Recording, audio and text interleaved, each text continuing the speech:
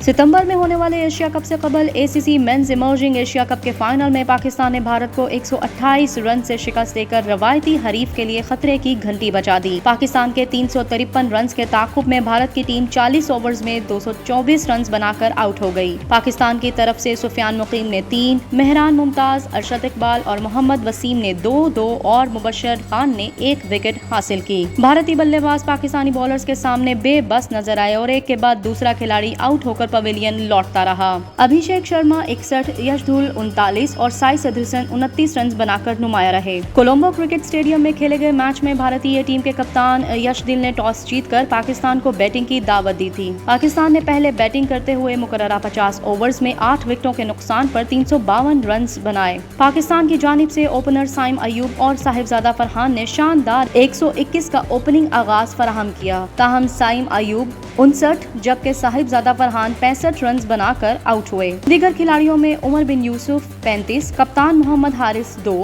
जबकि कासिम अकरम बगैर कोई रन बनाए विकेट गंवा बैठे। मिडिल ऑर्डर में तैयब ताहिर ने जारहाना खेल का मुजाहिरा करते हुए 71 गेंदों पर 12 चौकों और 4 छक्कों की मदद से 108 रन की मैच विनिंग इनिंग्स खेली, जबकि मुबशर खान इनका साथ देते हुए 35 रन बनाकर आउट हुए। दोनों खिलाड़ियों के दरमियान 125 रन की पार्टनरशिप भी कायम हुई। भारत की जानिब से वयान पराग और हैन ग्रिकर ने 2-2 जबकि मानो सितर, हर्षित राणा और निशांत सिंधु ने 1-1 विकेट हासिल की। कबल पाकिस्तान ने श्रीलंका को पहले सेमीफाइनल में 60 रन से शिकस्त दी थी, जबकि भारत ने दूसरे सेमीफाइनल में बांग्लादेश को सनसनीखेज मुकाबले के बाद 51 रन से शिकस्त देकर फाइनल के लिए क्वालिफाई किया था।